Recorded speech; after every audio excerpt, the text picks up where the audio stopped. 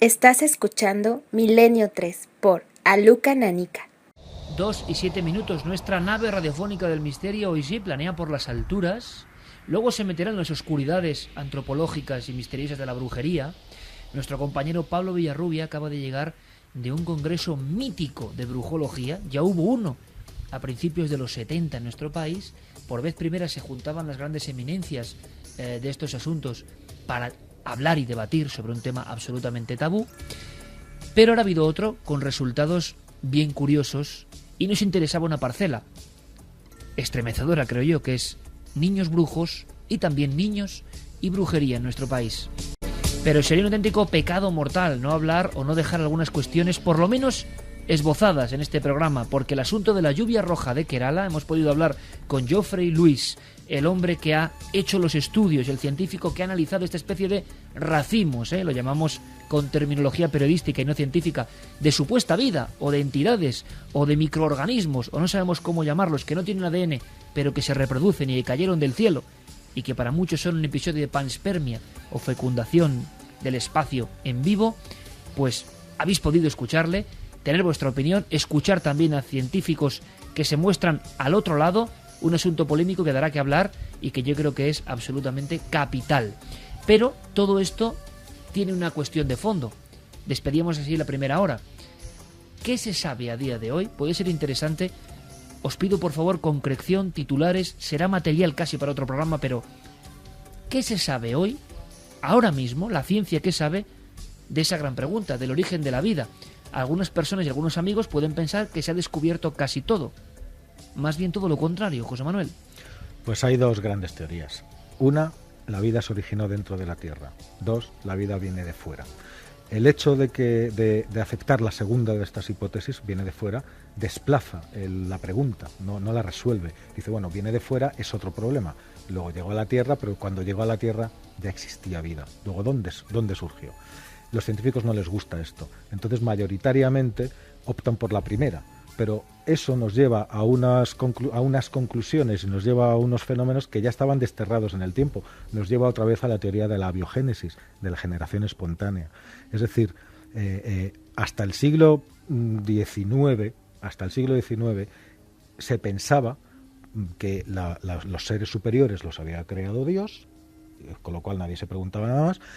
Y los seres inferiores, los insectos, las arañas, los sapos, las ratas, surgían por generación espontánea, de un principio activo de la propia tierra, de la propia materia que le infundía la vida.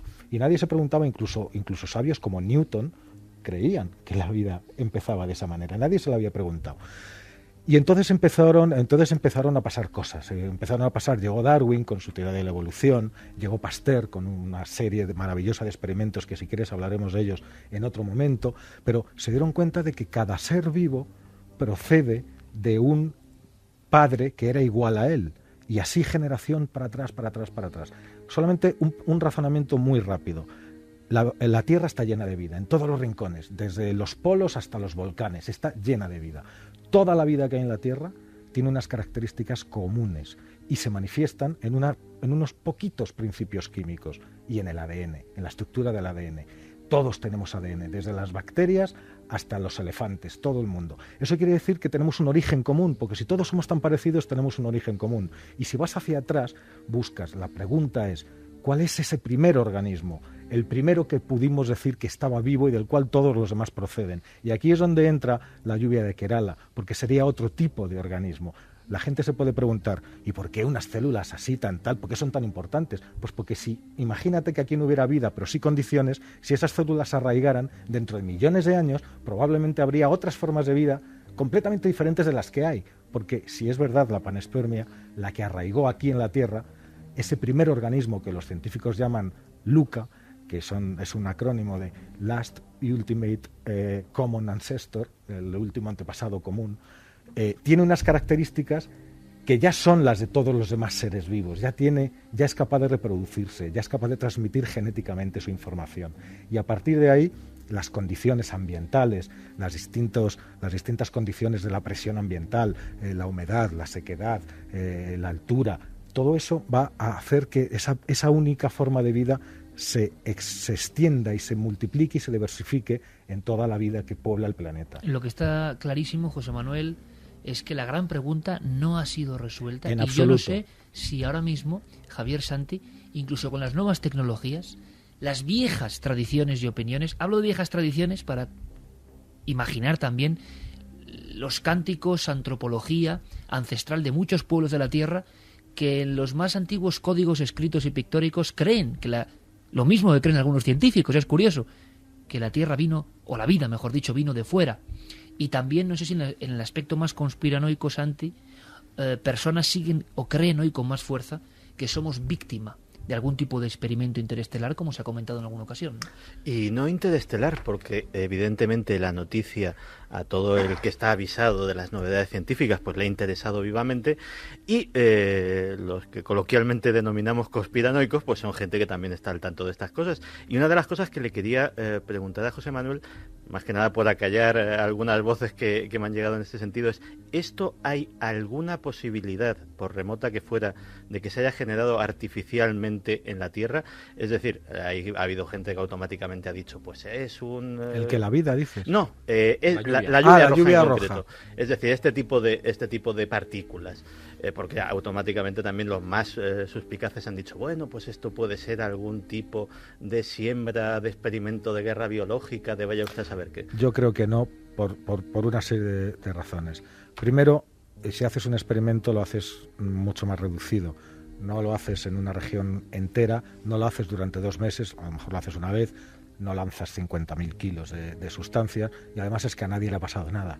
O sea, no ha habido ningún tipo de consecuencia para ni los habitantes de la Sí, región. pero era interesante porque el asunto de bacterias en el aire también puede tener esa otra vertiente, ¿no? Sí, sí, o el origen de las enfermedades, que también hay teorías Bueno, a ese sí, respecto, ahí ¿no? entramos en toda una serie de cosas y de conspiraciones o de teorías conspiranoicas, pero yo creo que en este caso no. Simplemente sucedió un hecho, sucedió una cosa rara, extraña. Alguien se tomó la molestia de ir a ver qué era. Ese alguien resulta que tiene una formación científica, le interesó tanto que no se dedica a otra cosa y que con más o menos, más bien menos, fortuna, intenta explicar aquello que él vio y que le cambió a él Y la la vida. gran pregunta, José Manuel, sería, Javier, ¿y si este hombre tuviese razón, no? Y si esta gente, con esos medios más o menos humildes, aunque científicos, pues ha sido prácticamente arrumbado por las corrientes científicas, que no dejan de ser otro misterio, ¿no? Pues mira, en el fondo Iker estaría escribiendo tan solo el prólogo de un enorme debate, porque yo creo que si nos planteamos esta noche, en vista de las evidencias de Kerala, si la vida pudo haber venido del espacio y por lo tanto todos nosotros en realidad somos extraterrestres, es decir, venimos de fuera, venimos del espacio profundo, la siguiente pregunta, el capítulo 1 de ese extraño libro, de ese extraño bestseller que seguro que todo el mundo devoraría, sería, vale, ¿y el origen de la vida inteligente? Porque ahí también tenemos otro enorme debate para desarrollar. Es decir, todo lo que está conectado con la vida, sean sus orígenes, sea la aparición del ser humano, que somos una singularidad extraordinaria con respecto al resto de criaturas vivas que pueblan este planeta. ¿Qué pasó? ¿Es artificial? Porque algunos han llegado a El chispazo ¿Dónde de está la origen, chispa? La chispa Exacto. que origina la vida. Tan misteriosa es una cosa déjame como la ahí, Nos han otra. que te- enseñado, deja que José te Manuel, conteste. que hace 4.000 millones de años, en una especie de sopa de elementos, hubo un chispazo. Sí. Pero que yo sepa, no se ha vuelto a dar ese chispazo nunca. No, se han intentado reproducir en varias ocasiones desde los años 50 el famoso experimento Michelson-Morley, en el cual cogió las condiciones que había en la Tierra en aquel momento. ¿Recrearon la sopa cósmica de alguna Sí, forma? sí, La sí, sopa, con rayos primigenia. ultravioleta, con las temperaturas, los ácidos, el sulfuro, todo, y consiguieron aminoácidos. Y los aminoácidos son los ladrillos de la vida, pero no es la vida, son las piezas. Falta que- el chispazo, para que todo el Falta mundo el lo entienda. chispazo. Y la pregunta que decías antes, y si después tuviera razón, yo te voy a poner solamente 3 ejemplos.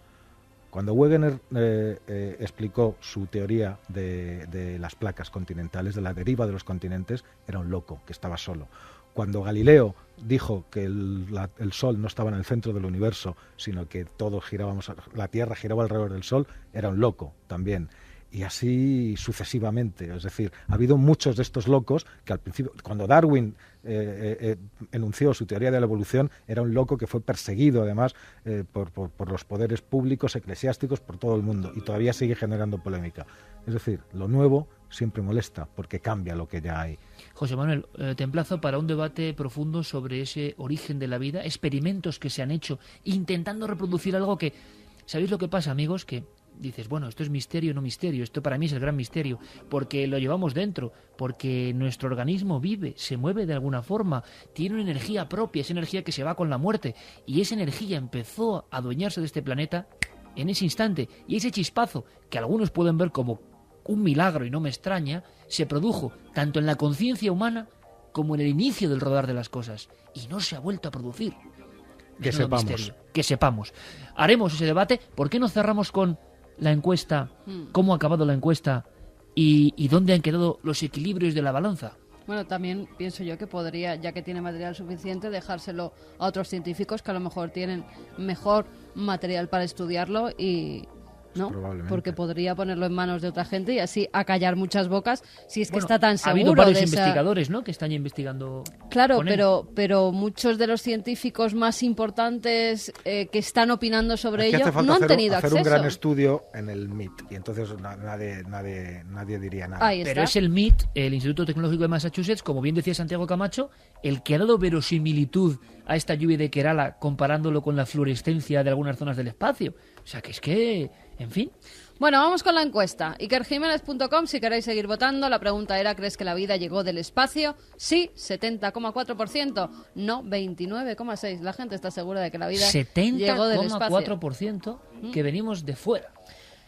No está Nos mal. ha escrito también desde México un doctor en biología molecular que nos decía: soy Marcos, os quería aclarar que el hecho de que se hayan encontrado cepas de especies bacterianas en capas altas de la atmósfera no quiere decir en absoluto que esas bacterias procedan desde el espacio, sino que tienen adaptaciones para que sus formas de resistencia en forma de esporas resistan las altas dosis de radiación. Ya se han descrito sistemas de reparación del ADN por fotoliasas en muchos organismos que se estimulan por la presencia de radiación ultravioleta y que reparan la dimerización de nucleótidos. El asunto es que no tienen ni ADN, ni tienen nada, ni se parecen a nada. No, las de Kerala. Claro, es que esa es la gran cuestión. Yo creo que el asunto es tan interesante que era una noticia que hace apenas un mes y medio, esta cepa que se ha encontrado en la India por parte de científicos, repito, que es lo importante, está reproduciéndose y está creciendo, que lo que podemos hacer es seguir muy de cerca la noticia, no olvidarnos como se hace habitualmente en los medios de comunicación y saber algo más y que no acabe en el olvido. Ahora me imagino al doctor Geoffrey Lewis, como decía José Manuel Nieves, dedicando su vida. Ha habido tantos hombres en el misterio y en la ciencia que encontrándose con algo en lo que creían cambiaron su vida, que no nos extraña, ¿no? Tiene que uno estar apasionado pensando que en ese barreño o botella con líquido rojizo que tiene en su propio laboratorio pueden estar las claves de una comprensión diferente del gran misterio del origen de la vida. José Manuel Nieves, corresponsal de ABC, Ciencia y Tecnología, muchísimas gracias. Mira, mañana, en Cuarto Milenio, vamos a hacer un experimento en vivo. No digo nada más, ¿te parece? Me parece estupendo. Hasta mañana, amigo. Hasta mañana. Y ahora todos preparaos, porque vamos a un ambiente, Noel Coque, como de Goya prácticamente, como pintura negra de Goya. Adentrémonos. Vamos a zambullirnos en el mundo de la brujería. ¿En un aquelarre? En un aquelarre, ¿por qué no? Sí, señor. 2:22. Pablo Villarrubia, compañero, buenas noches. Buenas noches, Iker. Tú te acuerdas también del ser de Évora, ¿verdad? Hombre, qué historia, ¿eh? Le hemos recordado figuras que parecen vivas, arácnidos misteriosos que bajan del cielo y que desaparecen después. Lo que no desaparece es la brujería como tradición. Había un congreso de brujería, de brujología, que podíamos comparar con otro mítico que vamos a recordar ahora. ¿Dónde ha sido, cómo y por qué? Te refieres al actual, ¿no, Iker? Porque el de 72, ¿no? Ya sabes, en San Sebastián, ¿no? Aquello fue realmente extraordinario. Pero hubo uno, hace poco tiempo, ahora en el mes, a principios del mes pasado, no de este mes, de junio, de noviembre, estamos en noviembre, en Navarra, en Pamplona, reeditando aquellos viejos tiempos, ¿no? Con algunos de los que participaron, ¿no? De los míticos participantes de 72, entre ellos Ángel Gari Lacruz. Mítico. Ángel Gari Lacruz, para quien no lo sabe, es para mí, por lo menos, y para muchos, uno de los más grandes estudiosos de la brujería en toda España. Este hombre que está en Huesca, en Aragón, es posiblemente la persona que más conoce el tema de posesiones demoníacas en este país y también la historia de las brujas. Y Ángel estuvo allí presente, estuvimos hablando con él, lo veremos en breve, Iker. Pero con un montón más de especialistas también, con ¿no? Muchos más, por ejemplo, estuvo también Jesús Usanaris, que es de la Universidad de Pamplona, de Navarra. Es una persona también que nos reveló algunos aspectos muy interesantes de la brujería, especialmente en Navarra, estamos hablando de esa región Navarra, y también otros presentes. Bueno, uno de los más espectaculares, digamos, en cuanto a su historia personal, es Gustav Henningsen. Este hombre es danés y estuvo durante muchos años estudiando los célebres procesos de Logroño de 1610-1611.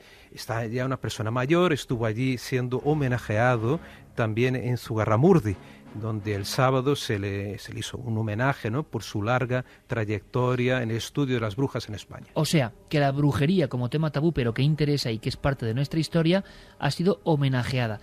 Muchas veces hemos visto, y sobre todo, amigos, si os gusta aquello de la pesca o caza y captura de viejos libros, ¿verdad, Javier? Uno negro con un demonio con la cara azul y que pone brujología. Y eso fue como un congreso... En San Sebastián. Claro, que hizo correr ríos de tinta, que por vez primera se hablaba de esto a las claras todavía en tiempos del franquismo. ¿Qué sabemos de aquel congreso? Pues sabemos que se celebró el 21, 22 y 23 de septiembre de 1972. Era el primer Congreso Nacional de Brujología y había muchos ponentes. Además, bueno, algunos ya no están entre nosotros, pero nos han dejado grandes obras sobre brujería, como era don Julio Caro Baroja, que en aquella ocasión dio una conferencia hablando sobre brujería. Es más, su conferencia decía arquetipos y modelos en relación con la historia de la brujería. También hacía mención antes a don Ángel Gari Lacruz, que ya estuvo pues en esa ocasión él es catedrático de la Facultad de Zaragoza y hizo una ponencia sobre la brujería en el Alto Aragón en la primera mitad del siglo XVIII. No sé en esta ocasión sobre qué ha hablado, pero de todas estas ponencias, que hubo muchas durante estos 3 días, además tuvo una gran repercusión tanto Claro. en los medios de Y a comunicación favor y en contra. como a nivel mundial, porque incluso ponían los diarios, tengo los diarios de la época aquí, querían fletar aviones desde distintos países para venir a escuchar las conferencias de brujología a San Sebastián. Y no me extraña, compañeros, por una cosa, porque la brujería ha estado unida a la leyenda negra de nuestro país, injusta leyenda negra, pero claro que hubo brujería. Goya dibujó como nadie, por ejemplo, algunos aspectos de la brujería de lo más tabú, de lo más desconocido dentro de lo desconocido. Y oye, vuelve a darte cuenta de una cosa, estamos hablando del norte de España, Goya aragonés, Ángel sí. Gari aragonés. ¿Y tú aragonés? Bueno, pero en mi caso, pero sobre todo es porque en toda esa zona de Aragón, Navarra, es donde se concentra el mayor número de casos investigados, y de hecho este congreso en el que ha podido estar Pablo Villarrubia se ha celebrado en estas fechas por una razón muy especial, porque es el 400 aniversario de los autos de fe de Logroño. Exacto. Contra las brujas de Zugarramurdi, ¿no? El famoso asunto de las brujas de Zugarramurdi. Mira, Javier, yo pienso que de Zugarramurdi se ha hablado tanto y es tan conocido que sería absurdo dar más pinceladas por ser el episodio más refrendado. Pero, sin embargo, nuestra motivación, sobre todo la de Pablo, y me parece algo muy interesante, es fijarnos en aspectos de la brujería que casi nadie ha tocado o casi nadie ha contado. Por ejemplo, se sabe que las brujas utilizaban cuerpos de niños. Eso es cierto. Y el bucle terrible con la actualidad es que, ¿os acordáis que Javi Pérez Campos, nuestro compañero, nos hablaba hace poco del Luke Crocs y de comercio de fetos en Tailandia? Han aparecido 2.000 fetos en Tailandia. En un templo. 2.000 fetos de niños en Tailandia, que nos ha dejado el tema, luego comentaremos algo escalofriante. Sí. Además, las fotos son... brujería moderna, de alguna forma. Bueno, luego lo comentamos en la tercera hora. Luego lo comentamos, porque hay mucho que discutir ahí. Pero el asunto es que Goya dibujaba a las brujas, en sus pinturas negras, con sartas de fetos de niños como elementos que se empleaban. Goya no inventaba nada, ni ninguno de sus seguidores posteriores, sino que era una brujería real.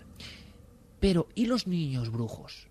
Sin duda es de lo que menos se ha publicado, de lo que menos se ha hablado. Niños brujos. Vamos a ir vagando por algunos documentos interesantísimos. Tenemos a Inés Sainz, especialista en etnografía, antropología de lo que es la zona de Tierra Estella. Exacto. Acudiendo directamente a legajos. Yo solo os pido, amigos, que escuchéis, todos los que estáis ahí, Vamos del espacio, de la lluvia de Kerala, a historias de nuestra historia, pero que ponen los pelos de punta, porque hay que irse a ese siglo XVII y entender un poco. Los niños, no solo como denunciantes en juicios, sino como brujos y a veces como víctimas. ¿Os imagináis brujas de 13 años condenadas? ¿O niños brujos de 9 años? ¿Qué hacían? ¿Qué poderes tenían? ¿Eran solo leyendas? Inés Sainz leyendo directamente legajos de casos concretos. La primera en comparecer fue María Miguel de Oreja, de 26 años, que fue contestando a las preguntas asegurando que era bruja desde los 10 años, cuando su abuela, en su lecho de muerte, le aconsejó que tomara el oficio de bruja tal y como ella lo había hecho. María en principio se negó, pero a los pocos días vinieron 3 vecinas por la noche y le untaron el cuerpo con ungüentos, lo mismo que a su padre, y enseguida partieron por los aires camino de la cuesta de Urrizola, cerca del pueblo de Inza. Allí se esperaban unos 15 hombres y mujeres. Llegaron a un llano donde multitud de personas bailaban en camisa. Esta niña describe con todo detalle el aquelarre presidido por 2 sillas que parecían de oro, ocupadas una por lo que parecía un hombre con 2 cuernos en la cabeza, a manera de un macho cabrío, y otra por lo que semejaba ser una mujer. Enseguida, los presidentes del aquelarre se juntaron en las danzas con los demás asistentes. La música era de tamboriles y rabeles. Terminado el baile, se reunieron todos en una cueva que estaba cerca del lugar. Allí comenzaron a adorar a Belcebú y su compañera, tras lo cual celebraban una orgía en la que participaban todos los presentes. La magia de la radio hace que estemos ya prácticamente en la cueva, porque es la cueva, la gruta, la caverna, el lugar, como si fuese un recuerdo atávico de la prehistoria, donde se reúnen los brujos, y entre ellos los niños. 2 elementos que a mí me parecen sorprendentes, y abrimos el debate, compañeros, porque yo creo que los presentes sabéis más de este tema, bastante más que yo. Iniciación, siempre está la abuela, la madre, y ungüentario, que se da en algunas partes que absorben rápidamente axilas, vagina, en las niñas. Es increíble que en los legajos vengan estas tradiciones tan crudamente, ¿no? Bueno, lo que habría que estudiar es la mezcla de, los diversos orígenes de todas estas creencias. Muchas tenían que ver no con la brujería en el sentido diabólico del término, sino con el sentido, por ejemplo, de las curanderas, de la gente de las herboleras, también como se las llamaba, que manejaban ese tipo de ungüentos para la sanación de la comunidad. La bruja cumplía pero aquí parece algo muy oscuro, Javi, una labor social. El demonio y su compañera. Claro, pero fíjate, también hay 2 elementos a tener en cuenta. Uno, y fundamental, es cómo se arrancaron esas confesiones. Es decir, porque estamos hablando de... Con tormento casi exacto, todas. Con tormentos casi todas, donde la persona que está siendo acusada termina contando lo que el inquisidor quiere escuchar. Y segundo, la cultura que estaban generando los propios inquisidores al predicar desde los púlpitos sobre las cuestiones relacionadas con el diablo, que iban impregnando la mentalidad de aquella gente. ¿no? Efectivamente. Pensemos que la única fuente de información exógena a los pueblos en los que vivían muchas de estas personas eran precisamente los predicadores, que llegaban con historias fabulosas sobre diablos, sobre posesiones, exorcismos, les leían partes de la Biblia donde se hablaba de este tipo de cosas, y aquello generaba un caldo de cultivo intelectual, mental, en aquella gente que, en fin, terminaban imaginando muchas porque cosas. Porque se repite, ¿no? En varias ocasiones. Yo os lanzo una pregunta como oyente, en este caso como oyente, como persona, como las cientos de miles de personas que están al otro lado, si no más. Santi, por ejemplo, o cualquiera de vosotros, compañeros, se habla, a mí me ha dado mucho miedo, sinceramente, porque yo soy un gran admirador de Goya. Hay un cuadro que es excepcional, que es el aquelarre, y sale el macho cabrío, que es la oscuridad más oscura creada en la pintura en la historia. Es una oscuridad que uno... Sí, justo, lo tiene Carmen en la mano, porque sorteamos precisamente entre los participantes historia de la brujería en España. Esta noche lo sorteamos y viene el macho cabrío ahí de Goya. Es una especie de silueta, no hace falta más, con unos tonos tan oscuros que parecen el abismo. Bueno, pues al otro lado del cuadro, y hay que ir al Prado para verlo, hay una mujer igual de oscura que siempre se ha pensado que era una iniciada. Pero es curioso que muchos de los relatos que ha recogido Pablo de este congreso y de expertos y de legajos aparece como una compañera del diablo. Me parece realmente sugerente. No sé quién es. No sé quién es. Siempre se ha relacionado a la bruja con el diablo. Y ¿Pero siempre... qué sería? ¿Una bruja mayor, por lo tanto, que acompaña al diablo? No, en los aquelarres tenía que haber una novia del diablo. La novia del diablo además tenía que tener determinadas características. Por ejemplo, no podía ser una niña. Tenía que tener cumplidos los 33 años. No sé exactamente... Una anciana casi. La Sí, de Cristo. efectivamente. La de Cristo. Aunque esa bruja anciana podía llevar a niñas para que mantuvieran relaciones Efectivamente. sexuales con el macho cabrío. Pero digamos que en calidad de concubinas. O sea, la esposa del diablo, la que se desposaba simbólicamente, tenía que ser una mujer con unas características determinadas, por ejemplo, la edad. La novia del diablo, La una novia, figura. efectivamente, que era una figura en la liturgia de la aquelarre, era una figura central. Por otra parte, la presencia de niños tampoco es extraña. Pensemos que en las ceremonias, en todas las ceremonias paganas, y el aquelarre es un resto y es un vestigio de ceremonias paganas, desde las de Roma, las lupercales, etcétera, etcétera, hasta las de los celtas, etcétera, la iniciación de los niños en los festivales paganos era un momento, era una de las funciones del festival, la iniciación tanto mistérica en los, digamos, los misterios de la edad adulta, como en algunas culturas la iniciación sexual. Con lo cual, la presencia de niños en el aquelarre como vestigio de ceremonia pagana tampoco es extraña. Un dato más. Vamos a escuchar de nuevo a Inés Sainz, porque estos niños, ahora nos cuentas, Pablo, estos niños, imbuidos por el delirio colectivo, la psicosis de diabolismo, o creyendo realmente lo que hacían, por los legajos y documentos, llegaron a ser niños brujos asesinos en muchas ocasiones. Y un día a María y otra bruja se les ocurrió que podían ahogar a una criatura de pocos meses. Su inspirador, el demonio, se le apareció en ese instante vestido de negro y con cuernos, animándolas a llevar a cabo tan perversa acción. Así lo contó la misma María en el tribunal. Encendieron un pedazo de hueso de criatura que habían tomado de la cueva del aquelarre y la pusieron junto a la cama donde estaban acostados los padres de la criatura, para que ni ellos ni nadie de la casa se despertase mientras llevaban a cabo el asesinato. Y estando todos dormidos, echaron las manos a la garganta del pequeño y lo ahogaron. Hecho esto, volvieron a sus casas volando. La cueva de Belcebú dicen que estaba repleta de huesos de niño y que eran usados como antorchas para alumbrar todo el recinto. En salmos, cánticos, tiempo, historia de nuestro país, historia con la que tuvo que combatir duramente la Inquisición, provocando no pocas injusticias, evidentemente. Pablo, en este congreso y en las entrevistas que has hecho a diferentes especialistas, surge ese, como decía, tabú dentro del tabú. Niños, muchos procesos contra niños en la brujería española.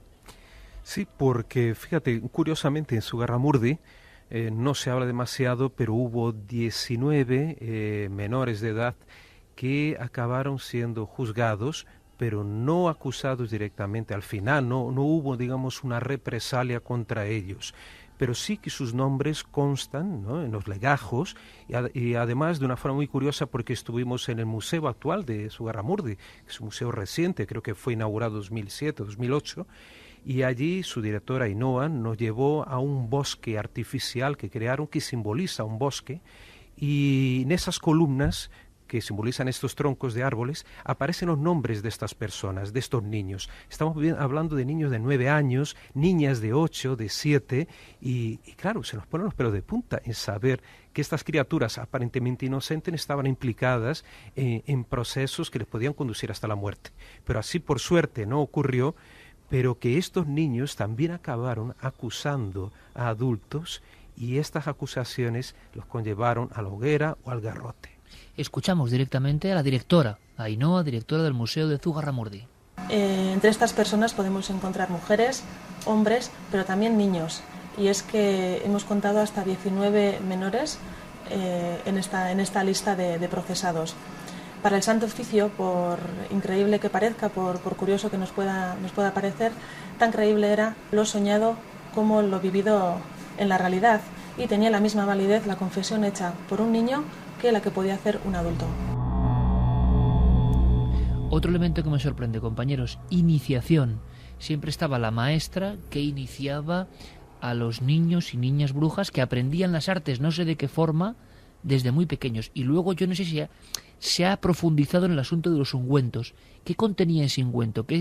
¿Algún tipo de psicotrópico para penetrar en otros mundos de alucinación? Normalmente empezaban por las abuelas, las madres o cuando eran muchos hijos y llevaban a la anciana que vivía fuera del pueblo en el bosque a las crías para que se criaran con ellas, y estas las enseñaban sobre todo la ciencia de las hierbas, las herboleras, como decía Javier antes. Por ahí empieza toda la hechicería, y de ahí vienen también muchas de las acusaciones que se hacen en los siguientes procesos, porque ya no solo las hierbas, como esas hierbas curaban algunas enfermedades a la gente que acudía a ellas, como esas hierbas les hacían entrar en estados alterados de conciencia en muchas ocasiones, la gente pedía más y acudía a ellas ya como parteras, que en muchas ocasiones actuaban en los partos, y también para resolver algunos asuntos, sobre todo amorosos.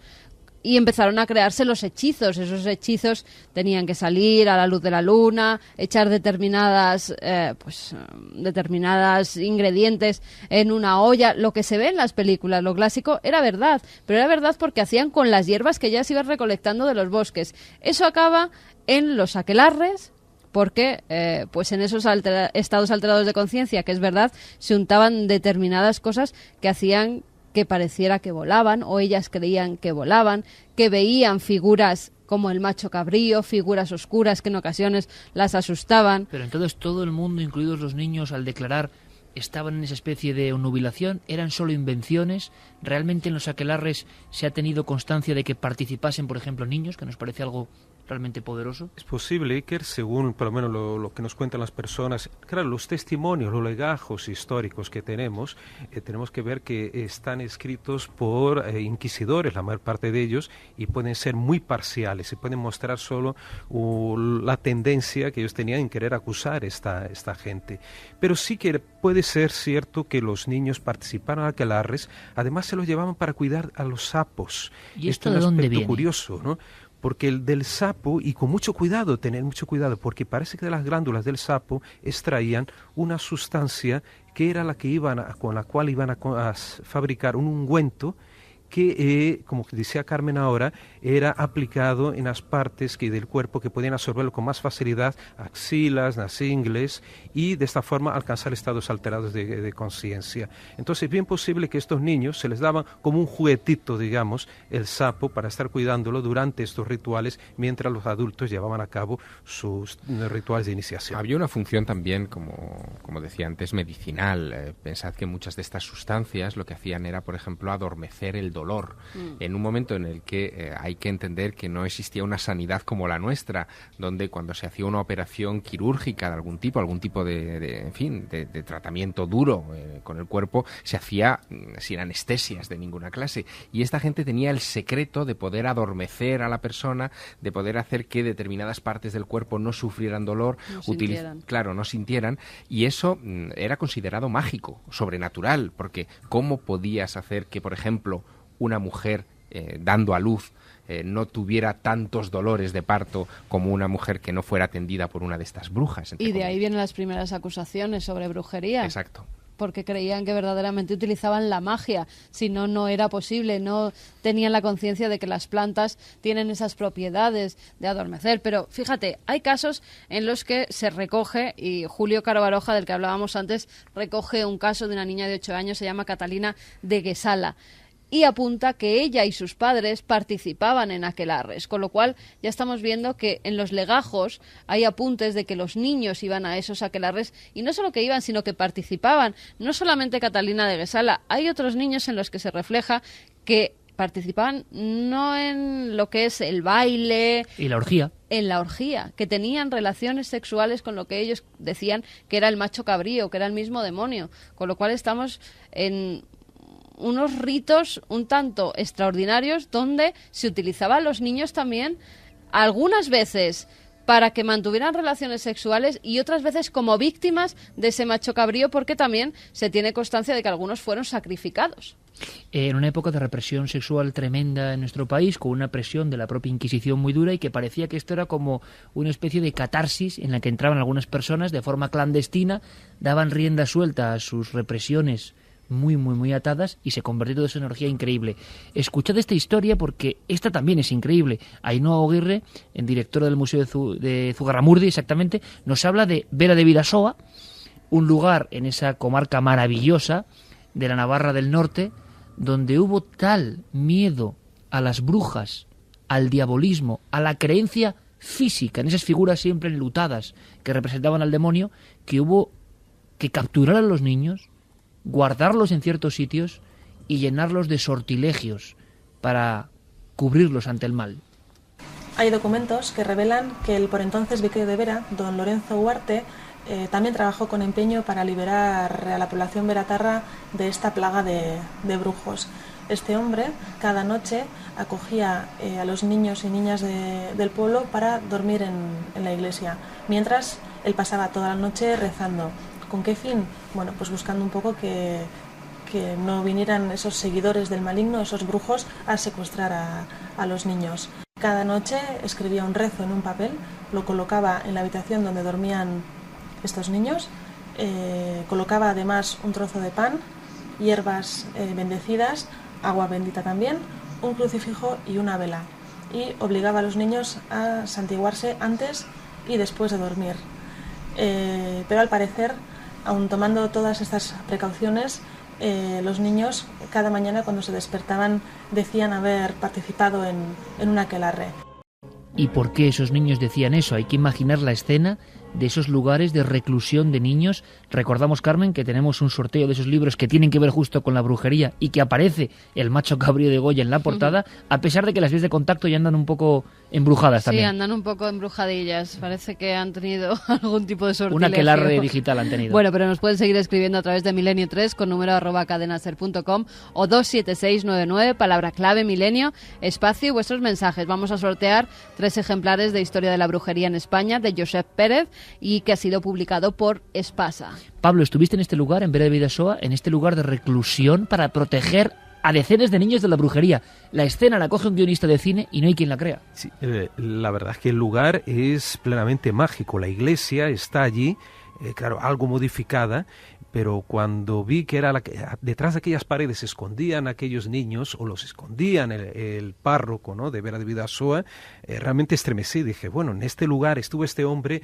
esparciéndoles agua bendita, ¿no?, por la noche. Y además, como un exorcismo común, de alguna forma, por si acaso. Eso es lo curioso, ¿no?, que estamos hablando en 1610 de prácticamente una ceremonia de exorcismo. Si llevaba la estola, llevaba todo el aparataje, ¿no?, que se emplea para este tipo, ¿no?, de exorcismo realmente, ¿no?, de expulsar al demonio. Pero había otro detalle curioso, que los brujos decían que por la noche se acercaban a las ventanas de la iglesia o incluso subían por el tejado para intentar ver qué estaba sucediendo y sacar a los niños de allí y llevarlos a los aquelarres. Pero claro, ante las acciones, ¿no?, del cura, ¿no?, de expulsar, ¿no?, todas esas criaturas malévolas, ellos no podían entrar, no conseguían entrar estos brujos y los niños se quedaban allí. Pero lo curioso que contaba Ainhoa es que justamente, aún estando allí, los niños decían que habían estado en aquelarre como si hubieran sido teletransportados, ¿no? Una imagen del shock emocional que se vivía a nivel global en la España de aquel tiempo,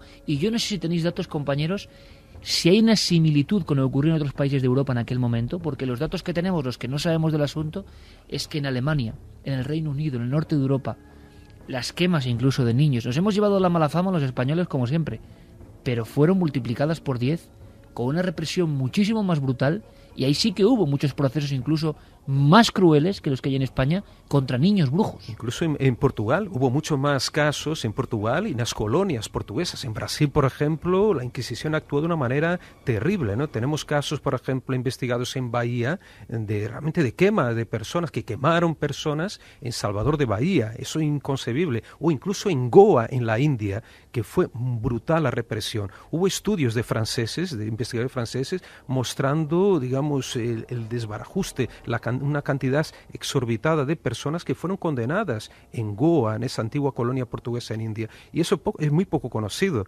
Claro, la leyenda negra se cebó sobre España, pero en Francia, como has dicho, o incluso en Alemania, los números eran muy superiores a lo que es de aquí. Y además, el famoso Malleum Maleficarum, ¿no?, el famoso libro no fue escrito aquí en España, sino fue escrito, si no me equivoco, en Inglaterra. O sea, fueron los mismos ingleses que provocaron una de las mayores atrocidades de la historia, usando un libro para acusar a las brujas o para detectar dónde estaban estas brujas. Sí, porque por ese libro todos hubieran sido brujos, vamos, Claro. era sensacional. Además, fíjate lo que decía antes Pablo sobre sobre el miedo que tenían las madres, los familiares a que las brujas, los brujos se llevaran a los niños por las chimeneas. Bueno, pues en gran parte del norte de España todavía sigue habiendo en las chimeneas de muchas casas las atrapabrujas. Era una especie de cono que se ponía encima de las chimeneas para que así los brujos y brujas no pudieran entrar y llevarse a los niños. Pero hubo más procesos en España a brujas que creían que se llevaban a los niños. Hay uno que es en 1591 en Casar de Talamanca. Se enjuicia a Catalina Mateo, a Juana Izquierdo y a Olaya Sobrino. Estas tres mujeres, la gente las empieza a acusar de que por las noches entran en las casas, arrebatan a los niños y hacen con ellos pues verdaderos rituales, incluso ungüentos. Llegan a decir que los utilizan para hacer sacamantecas hechizos. de la época. Exactamente. Y fíjate, no lo pueden demostrar en ninguno de los casos. La sentencia se queda en una adjuración de levi, unos cuantos latigazos, 200 latigazos a cada una, pero sí que es cierto que ellas declaran, después de ser atormentadas por gente del Santo Oficio, después de someterlas a torturas, ellas dicen que sí, que entraban, que volaban por los aires, entraban en una casa, ponían dormideras debajo de las almohadas de los padres, sacaban a las criaturas y los mataban con violencia. En algunos casos incluso llegaron a decir que sacaron de la cama a un niño al cual le tiraron todas tres de su miembro hasta que éste murió. En el caso de la adolescente catalana Magdalena Duer, que muchos dan, en todo Internet aparece como sacrificada por el Santo Oficio, última bruja quemada por el Santo Oficio, y yo creo que por la investigación que estamos haciendo no está tan claro, pero sí que interviene en un proceso donde sacan a otro niño el hígado con las propias uñas, ellas, según los legajos, cosa que es de una crudeza terrible y que demuestra cómo estaba el patio brujeril en aquella época. Sí, ahora que mencionaba las almohadas, precisamente, Carmen, hasta hace relativamente muy poco en la Asturias rural, en la región de los Oscos, por ejemplo, era costumbre debajo de la almohada de los niños colocar un ramillete de ruda que se decía que protegía contra las brujas e impedía ese potencial secuestro. Y en cuanto a lo que decías de Alemania y otros países, los niños sobre todo tuvieron una importancia brutal como denunciantes. Es decir, pero con una proporción que no nos podemos ni imaginar, posiblemente cercana al 50% de los procesos efectivos que llevaron a quemar a alguien en esos países. Un dato, Santi, creo que hay 1.400 niños declarantes que envían gente a la hoguera en nuestro país solo en el siglo XVII. Sí, sí, porque además los inquisidores, especialmente curiosamente los inquisidores protestantes, tenían especial maña para acceder a los niños de sus catequesis, etcétera, etcétera, y sonsacarles y conducirles realmente hacia donde ellos querían, que era hacia una confesión de que fulanito o menganito había llevado a cabo prácticas brujeriles en su presencia, ¿no? Con lo cual la importancia como denunciantes es tremenda. ¿Os imagináis brujas y brujos de 9 años? Es que esto es un poco fuerte. Pues aparecen en los legajos oficiales que nos lee y nos cuenta Inés Sainz. Entre los presos había 2 niñas de 9 y 10 años, las hermanas Mari-Joan y Miguela del Chorro, sometidas al mismo trato que los demás. Miguela falleció en la cárcel y no pudo acogerse a la libertad condicional obtenida por varios presos, alegando estar todos enfermos y en peligro de muerte. También en Pamplona declaró una niña de 12 años del pueblo de Aldaz, en el Valle del Arrauz. Su madre le había adoctrinado en materia de brujería y conocía muy bien a los brujos de Inza porque, según decía, tienen una señal como de sapo en el ojo, y dijo que su madre le aplicaba hierbas de adormidera recogidas en el monte de Aralar. Ahora mismo Javier, con el milagro de la tecnología digital, ha hecho que surja la pintura negra de Goya, la invocación, y es muy difícil primero explicar con palabras, a pesar de que la radio sea mágica, la fuerza en que se metió Goya. Goya vio perfectamente en la Quinta del Suerdo aquelarres como ese, pero la negrura que alcanza el macho cabrío, el espectacular manto que lleva, negro como la noche, como el infierno, como el demonio, y al otro lado de la pintura, esa especie de mujer que acompaña en un ritual terrible que debió producirse 1.000 veces en nuestro país. Niñas de 9 y 10 años presos, Pablo. Bueno, presos y, como decía Santi, delatores, que eso es más terrible todavía, ¿no? En el sentido de que un pequeñajo te puede llevar a la hoguera, ¿no? Y en el caso de 1527, de unas brujas del Valle de Salazar, ocurre que 2 niñitas, una de 9 y 11 años, se dedican a delatar quién era o no bruja en aquella región del valle. Entonces esas niñas acaban llevando 150 personas a tribunales, siendo que algunas de ellas murieron realmente en el garrote o quemadas. ¿Y cómo hacían esas niñas para detectar estas brujas? Y lo contaba Inés, ¿no?, en su magnífico relato, de tal manera que ellas, a esas niñas se las ponían delante de la supuesta bruja o brujo y tenían que mirarle a los ojos. Entonces le miraban los ojos y observaban si había una señal que sería la patita de un sapo. Pues bueno, a estas dos niñas de 9 y 11 años cogieron estas mismas personas, se las pasaban unas a otras, pero sin que se comunicaran entre sí las niñas, y parece que en todas las ocasiones coincidían con aquella persona que era realmente que tenía la señal del sapo en la vista. Como si se tratara de un fenómeno paranormal, de adivinar, ¿no? O que se supiera realmente que había algo. 150 personas 150 a tribunales. personas. Y a cada niña se le llevaba a la misma persona por separado, las dos niñas separadas, y ellas coincidían que eran aquellas mismas personas las que eran brujas. Bueno, en Salem todo empezó también por 2 niñas. En las famosas brujas de Salem todo empezó por un testimonio de niños. Por un testimonio de 2 niñas que empezaron a tener fuertes convulsiones y empezaron a decir que unas mujeres de Salem las habían hechizado. Todo empezó por ahí. Y fijaos en qué se convirtió la brujería en Salem, el proceso más conocido. Una cosa muy importante. Hablábamos antes de Tailandia y de ese suceso que hila un poco con esta historia, porque la gran pregunta es, bueno, vale, Javier está ahí con las pinturas de Goya, Santiago hablando de invocaciones, Pablo Villarrubia hablando de niños presos, pero todo esto es muy atrás en el tiempo. La brujería ha cambiado de disfraz, ya no tiene el mantón negro, quizás en algunos grupos más arcaicos, pero donde nos llegan noticias escalofriantes es, por ejemplo, estos ritos donde se utilizan fetos como ya dibujaba Goya y que pensábamos que podía ser leyenda urbana, y habrá mucho leyenda urbana, pero es verdad que en Tailandia han aparecido 2000 fetos, contamos la historia, en un templo. Carmen. No sé si esto es brujería moderna o qué es, pero esto ha pasado esta semana. Sí, ha pasado esta semana y por eso no hay todavía mucha información confirmada porque la están dando con cuentagotas. En un templo en Tailandia los vecinos empezaron a quejar por el terrible hedor que salía de algunas de las partes de ese templo. Empezaron a investigar y en un principio encuentran 173 fetos de niños metidos en bolsas. Empiezan a investigar el lugar, a hacer un reconocimiento más específico en diversas zonas del templo y llegan hasta 2000. Las fotografías son impactantes, en bolsas blancas como con unas letras azules, provenientes estos fetos de diversas clínicas tailandesas. Al parecer son fetos que provienen de abortos ilegales que se han llevado a cabo sobre todo en 3 clínicas ilegales de Tailandia. ¿Y qué hacían ahí concentrados y en un templo? Eso es lo que todavía no se sabe. Bueno, aparentemente, Iker, querían dejarlos para secar, como si quedaran secos, para después incinerarlos. Eran algunas noticias que se daban. Pero como tú decías... Pero la incineración se hace en el momento.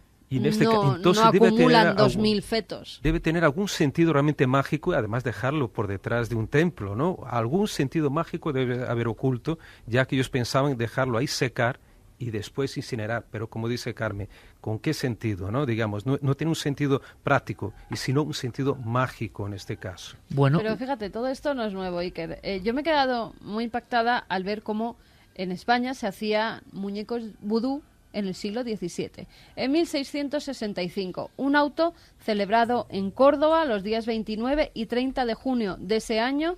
La víctima o la procesada es María Jiménez de Jesús. Ella dice que es bruja desde los 3 años, también es una persona ciega.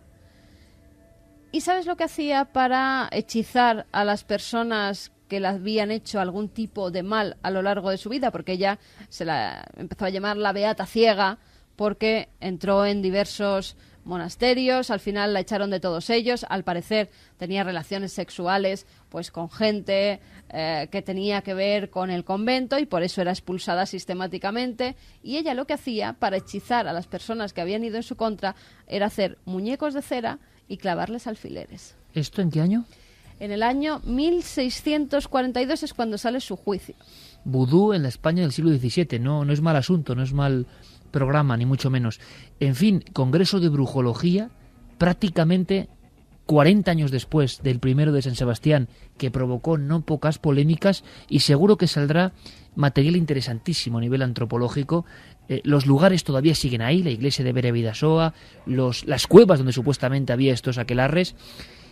Pablo, gracias por la crónica, gracias por el aprendizaje y desde luego el mundo de la brujería, aunque nos suene muy antiguo, todavía por desgracia sus tentáculos siguen en pleno siglo XXI. Sin duda, y veremos esto también en cuarto milenio, ¿no? Y con imágenes realmente escalofriantes y tremendas de estos lugares que están ahí, como has dicho, vivos, ¿no? Todavía, las piedras están ahí para hablarnos. Pablo, gracias como siempre, compañero. Gracias a ti también, Iker. ¿Cómo os quedáis tú mismo, Pablo?